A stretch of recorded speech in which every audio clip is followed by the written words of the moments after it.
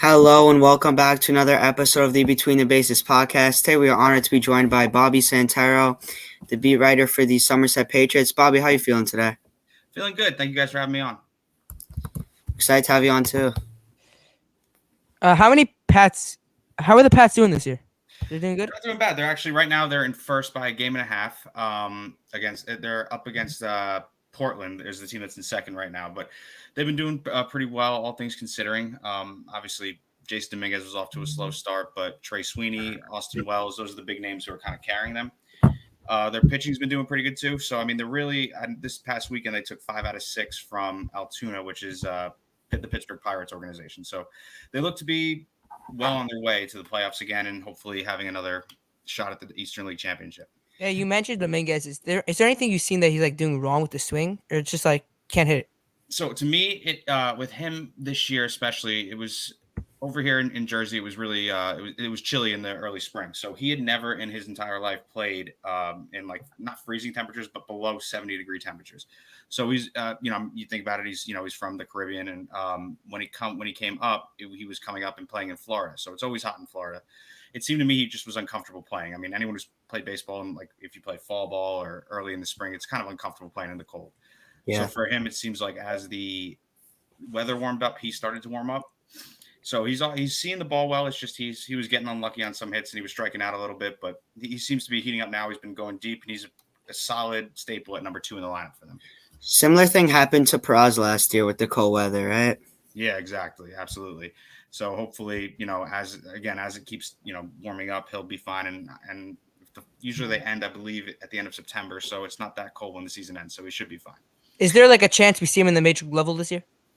I don't think this year. I mean, I would love to. I would love it if that happened. But I mean, certainly there's, I feel like he's better than a lot of the outfielders in AAA right now, but they're going to give them more of a shot until then. I think there's a chance that maybe next year he can, I don't know what they think with Volpe now, how Volpe looked like he's kind of, struggling to get going a little bit, but he'll be fine. But I think maybe next year out of camp, you could see him. Yeah. So, yeah, he seems to be someone who obviously he's young, but I mean, he definitely has what it takes to be, one of the top players on the Yankees. Is there anybody in this in their roster that could be in the Yankee lineup come October, or like anybody that can make a difference like in the coming years? So hitting wise in the coming years, yes, obviously him and like Dominguez and Austin Wells. Trey Sweeney would be great, but right now he's blocked by Volpe and Peraza. So unless something happens to one of them, it's going to be tough for him to get up there. Pitching wise, there was a pitcher who his name is Will Warren. He was for the pitching for the Patriots earlier this year. They called him up to AAA.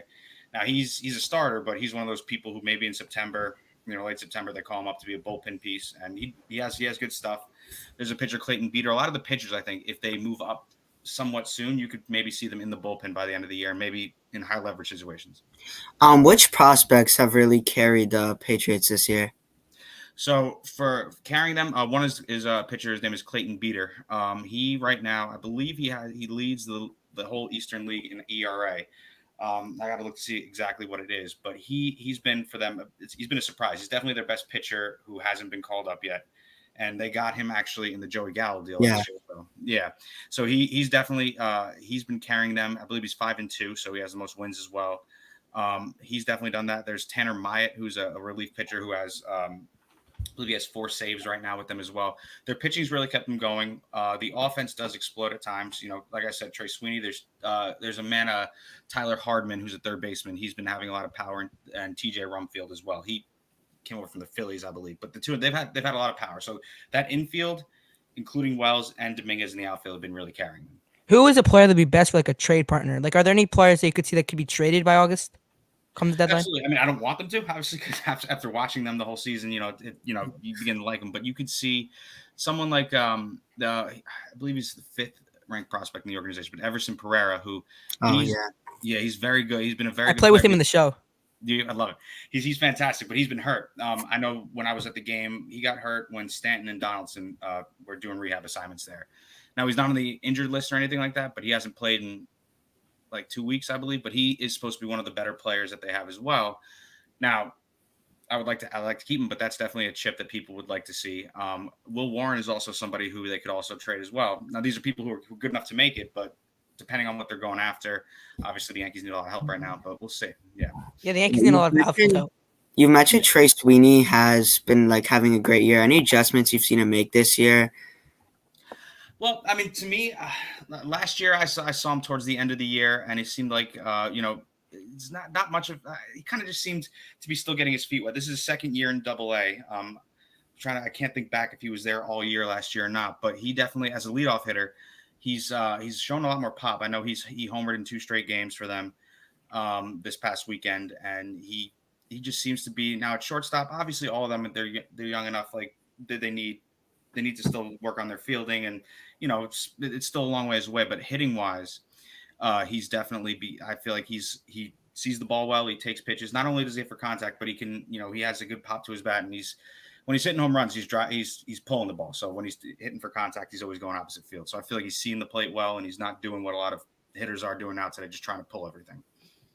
Yeah, tomorrow's a big day for the Patriots. Rodon's coming back. Is there anything you like to see? Like, is there any expectation of him? How many innings he's going to pitch? How many pitches he's going to throw? So I learned this with Severino when Severino pitched for them. Now obviously there's a set pitch count that they have. Now it could be something I've learned that he could be, if say they have him throwing like 50 to 55 pitches, and if he hits pitch 55 in the middle of the bat, they don't care that it's the middle of the net bat. They'll take him out. So what I kind of want to see from them is with Rodon is making sure his velocity is up. Now you think about it, Severino got hit, and he's still getting hit, but Severino got hit in his rehab, but all these guys, they're getting up because Luis Severino's pitching against them, Carlos Rodon. So, they're really taking it seriously. These are all Double A players. You just want to see the velocities there, obviously that he comes out healthy, and that his breaking stuff is obviously, moving, and he has control. I mean, as long as everything goes well, and as long as he gets through unscathed, it should be fine. Everything should be good. Now, I know he's doing 2 more starts after this too. So this is really his first like in-game action, other than that one spring training start that he did. So without hitting Willie. Yeah, without hitting Willie. That's true. Ian Hamilton pitched for the Patriots yesterday. How did he look? He looked good. He threw an inning. He gave up 1 hit that was, I believe it was to center field. It was a double to center field, which is fine. But he had 2 strikeouts. Just gave up that 1 hit, and he actually earned the win for them. With him especially, he's like prior to this year, he was really a career minor leaguer. I know he had a couple games up with, I want to say it was the Twins, or he had a game up with the Twins last year. But it's good. It's a good story for him. He obviously is going to be thrown right back into the mix. So, they put him in a high leverage situation yesterday, and he was okay. We're trying to see if he's going to pitch. I don't know if he pitched tomorrow too, if they'll let him do that, like a day off in between rehabs, or if he's going to go up to the big leagues or not. But hopefully he's, I thought he looked great, and he's definitely a big part of the bullpen. How did Bader look? Because I know Yankee fans are very antsy about Bader because they need outfield help. But is he like going to be playing the outfield, or is he going to be like DHing every day? He'll be playing the outfield. That's why he wanted to stay down. He wanted to stay down for a couple extra games, basically to get his timing back, not even at the plate, but in the outfield is what he was saying. So he wanted to make sure he was all good with that. He was, I know the first game he was 0 for 4. He had a nice single. 2 days ago, I believe it was, but he's, he'll be fine. He's one of those people too, where he gets up for the big moment. And I personally, I know people are saying they don't want him.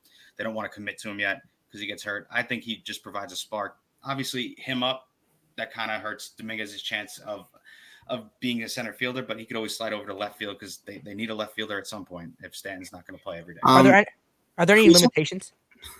To Bader, for Bader, there weren't any limitations to him. I know they took him out. I don't know if they took him out early the first game or the second game, but it's more of just kind of making sure that his feet are wet. So he's been fantastic. He's been fantastic. He's a nice guy. Got to talk to him for a little bit too. So hopefully, I know they put him back on the roster now. I think after they sent down, Cabrera.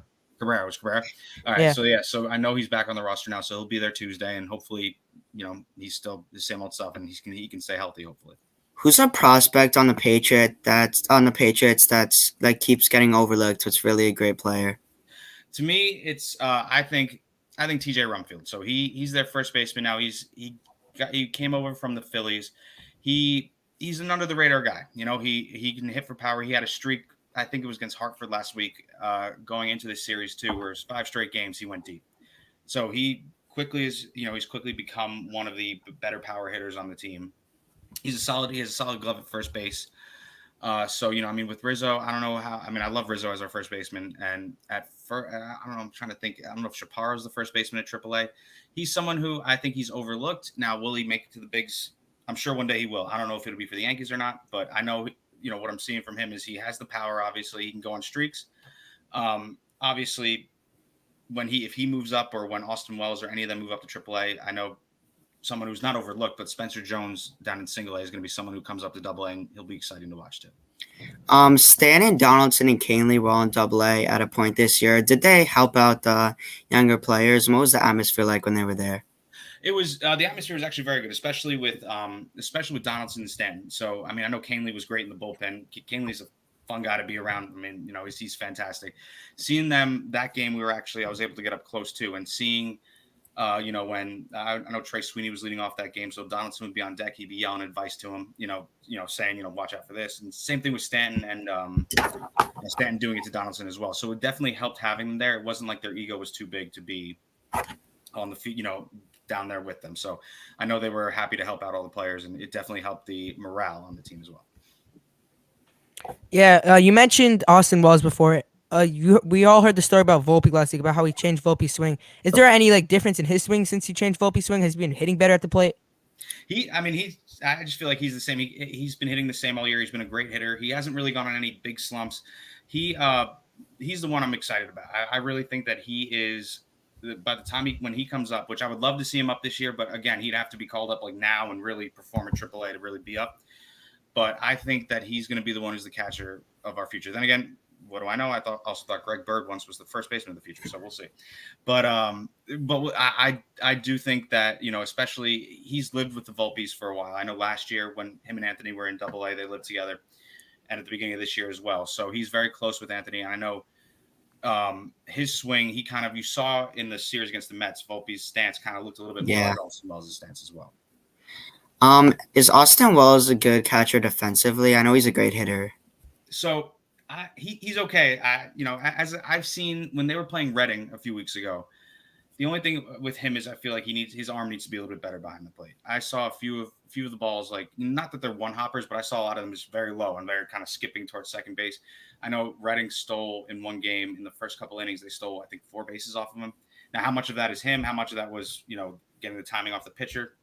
I just feel like defensively is something he does need to work on. Definitely has the bat. But I wouldn't be surprised, too, that if he's one of those people like Buster Posey who he could catch, but if they'll have him catch, but he could play first base maybe sometimes, too. Yeah. The Yankees, though, like the front office, as a catcher, they always look for people who are good at framing. Do you know if he's good at that? From what I've seen, he's been okay at framing. Yeah, now, again, too, it's kind of hard when you're sitting there, even watching at home, too, like, the cameras for minor league baseball aren't as good as MLB, but you can see he does, like, he's all right. Haven't seen nothing special, nothing bad. That's what I would say. So, obviously it's something you work on in the spring, but nothing to be alarmed about. But I wouldn't say he's like great at framing right now. Yeah, can we do rapid fire? Sure. What is your favorite minor league jersey other than the Patriots?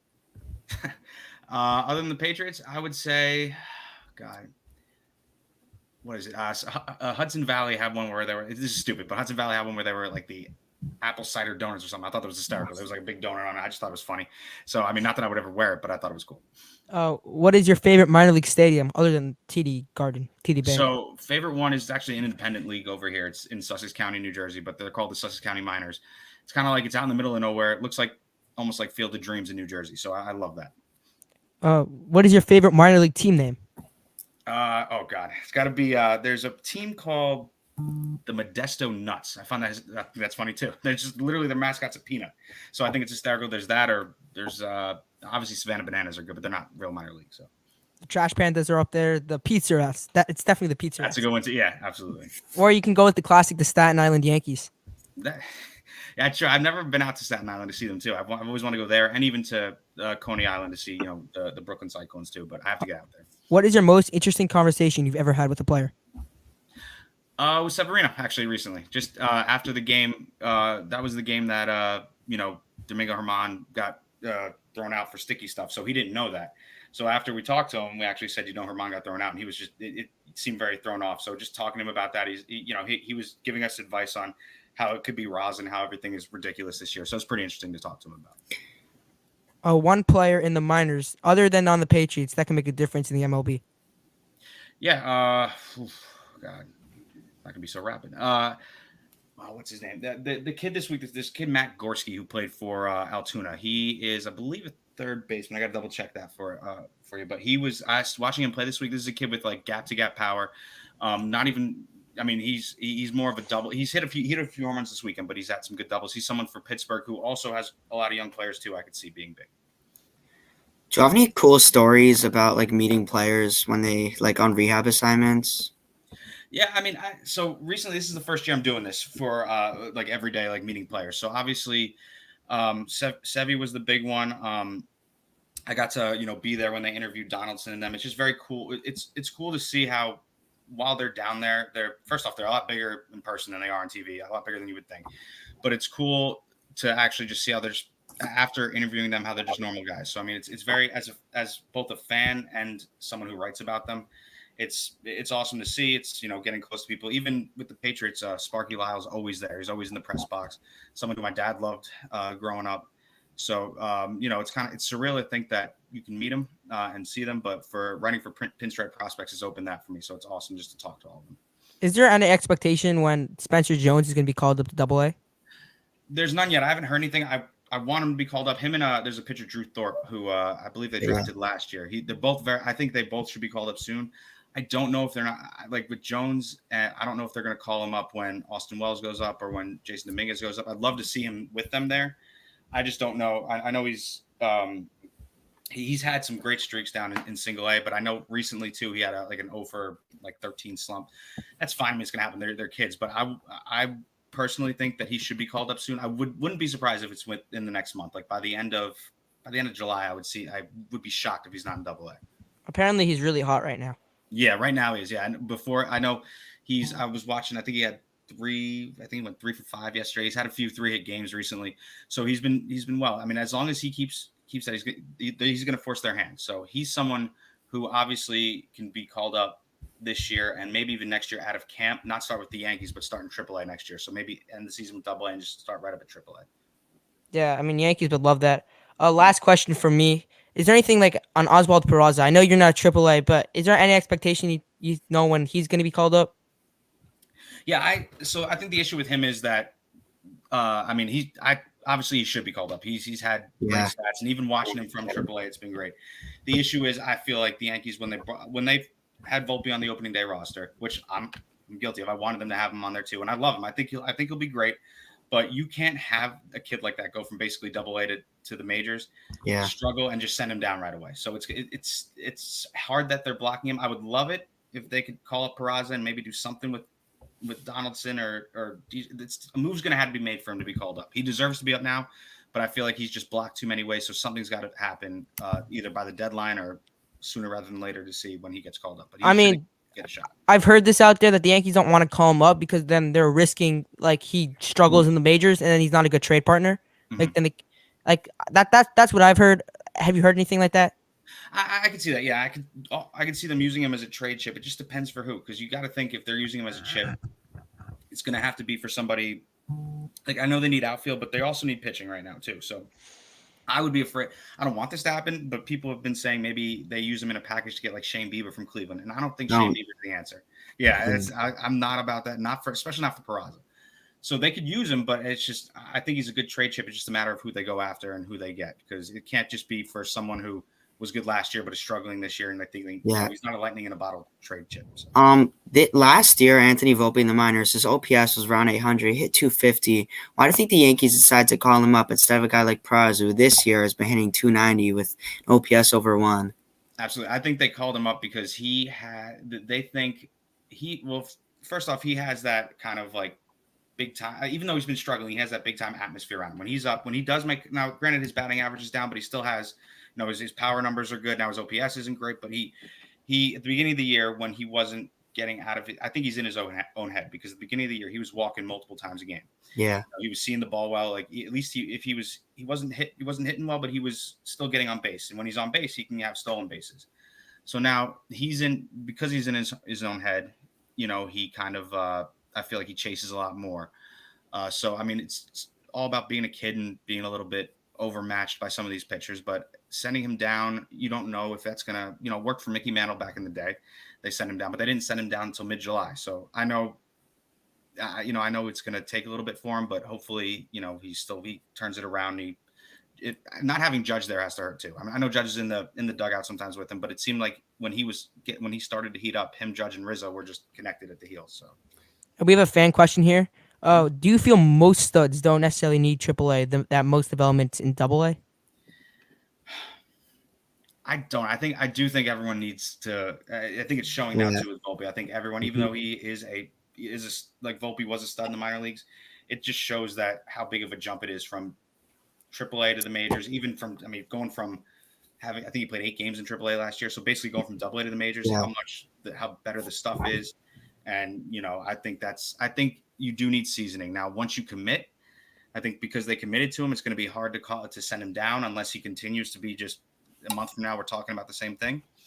But I do think they need each year of the big leagues, even with Dominguez. If Dominguez had a great spring.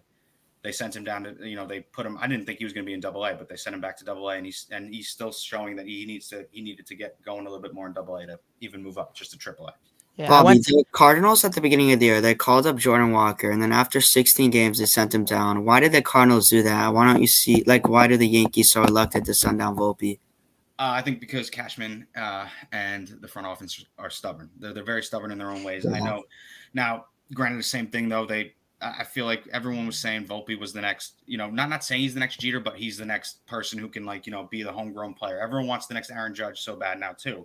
Someone who came up through the system, and when Judge first came up, even I think he came up with Tyler Austin back then too. Like even with them, Tyler Austin would flip, but when Judge came up, he did so well that they kept him here. He had that kind of aura about him, that aspect about him. So I think that's what they thought they had in Volpe, which they still could. Obviously maybe being around Austin Wells more might help. So, obviously, we'll see what happens with them, but I think it's all about who he's around. He definitely is a little overwhelmed at this point, and not to say he's a bust because it's way too early to say that, but he just might need some more time. So we'll see how it goes the rest of the year with him. Yeah, I went to one Somerset Patriots game last year, and they benched him that game. Yep, one of them he tried to bunt to lead off the game and he popped out, and which is why he tried to bunt this year too, and he popped out too, and he made an error in the other game I'm at. But it's like he definitely seems like he's a gamer. He's someone who wants to be there. When he gets on base, what I thought, especially at the beginning of the year, seeing him on dance around on the base paths, he can impact the game. It's a matter of him getting his confidence as a young player. Yeah. Mo, anything else you want to add? No, nothing. Yeah. No, thank you for coming. Enjoy your college baseball World Series in the background. Yeah, thanks. I've been trying to get into that more too, so I can see for the minors next year. But yeah, we'll see. Well, next time, any time to be on the show, if you guys ever want me back on, happy to do it. And I appreciate everything. Yeah, thank you for coming on. Remember to like and subscribe, and we'll see you guys later.